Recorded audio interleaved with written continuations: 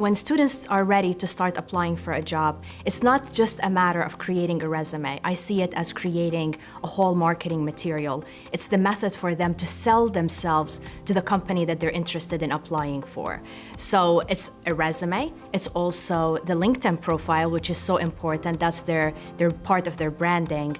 And also the cover letters. And even some companies ask for a bio. So the whole package, in my perspective, is the marketing material that the students need to have before they even start applying for companies. The resume should represent who they are. It's a piece of them. So when the hiring manager is looking at it, how professional it is, the type of information, any grammar mistakes, any spelling mistakes, they need to be aware of that.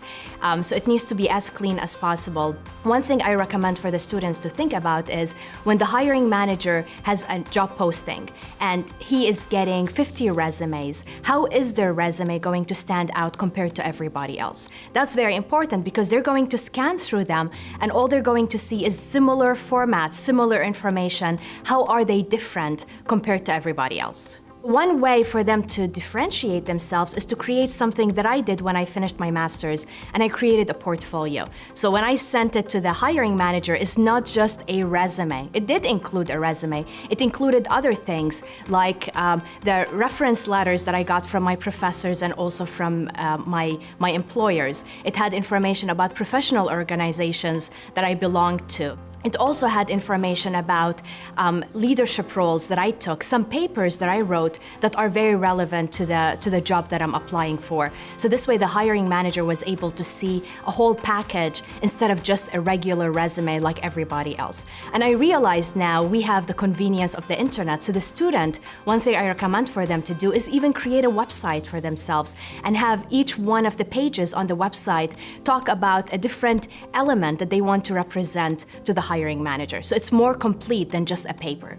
When you send your resume electronically, make sure you put your name when you're saving the resume. So many people send their document and all they have is resume. So if the hiring manager is getting, again, 50 of them, this way it's going to be harder to locate which one belongs to what, unless if they open it and print it, which sometimes is inconvenient. One of the recommendations that I give to the students is to start working on their resume early.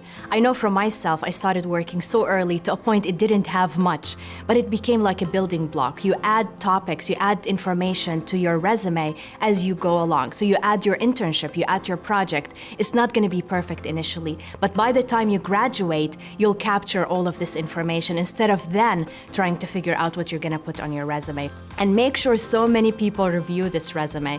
Your friends, your family, they can give you input and advice on how to make it even better and better. Because in many cases, you do need a second set of eyes. So the other thing is make sure that you're very honest when you're putting the information on the resume. I see so many people inflating their experience and it's so obvious. So make sure that it is representing you. And of course, it's part of your brand. So if you're honest on your resume, that means that the hiring manager is going to be able to trust you and you're going to be honest doing the job.